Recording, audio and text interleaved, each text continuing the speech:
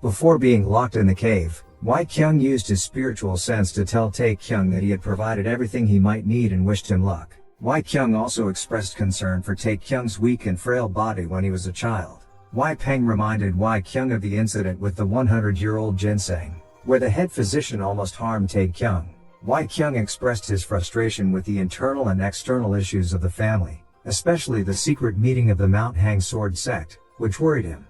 Peng mentioned the Mount Hang Sword sect, and Tae-Kyung asked about their intentions.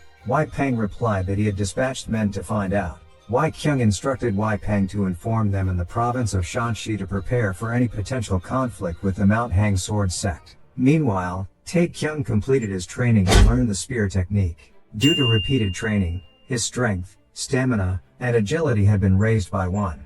Surprised by the stat increase, Tae-Kyung realized that stats could be increased in this world. He also realized that the cave was not a damp underground prison, but a suitable training environment. He wished he had known earlier and would have begged to stay longer. However, Tae-Kyung was suffering from fatigue and hunger. The system alerted him to locate a food source and get plenty of rest to allow his body to recover. Remembering the grain pills he had, Tae-Kyung consumed them, even though they smelled terrible. The pills made him feel full, rested, and cured his fatigue for the next hour, while also increasing all his stats by 2. Over consuming the grain pills, Tae-Kyung ended up unable to move for the next hour. After some time, he resumed his training to complete the spear technique. However, he discovered that no matter how hard he tried, he couldn't make progress. He decided to try the technique in slow motion and realized that it was working.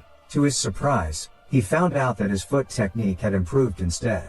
Tae-Kyung finally noticed that by combining the Jin family spear technique with the foot technique, he had successfully created a big hole in the wall.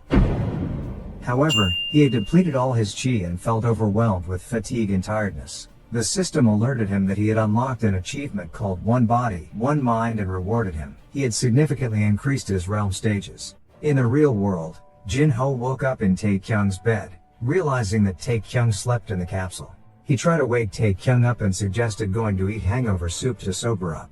In the Murim world, Tae-Kyung had reached level 13 and gained 2 whole levels. His skills had also reached the 3rd mastery level, and he had received an item as a reward. Tae-Kyung distributed stat points to strength and stamina, allocating 10 points to each. He held up his spear and decided to try and increase his skills as much as possible before leaving.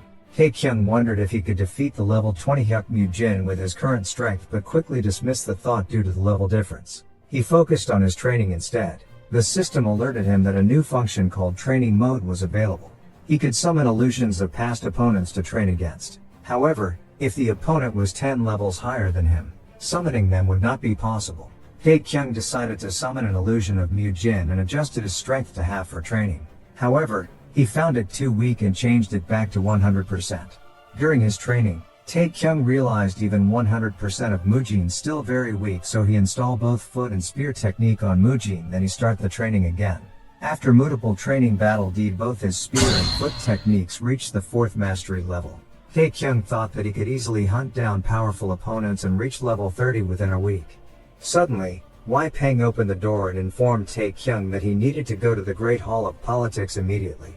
The lesser family head and members of the main family, as well as the disciples of the Mount Hang Sword sect, were waiting for him there.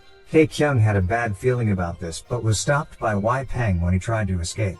Peng accused Tae-Kyung of attempting to rape a young miss from the Mount Hang Sword sect. Tae-Kyung was shocked by the accusation. Before entering the main hall, Peng warned Tae-Kyung that the lesser family head had complete faith in him and asked him not to forget that. During the conversation, Lee Seo-gun, the first son of Mount Hang Sword sect, accused Tae-Kyung of visiting another brothel named the Radiant Moon the night before. So, friends, this chapter comes to an end. What will happen next?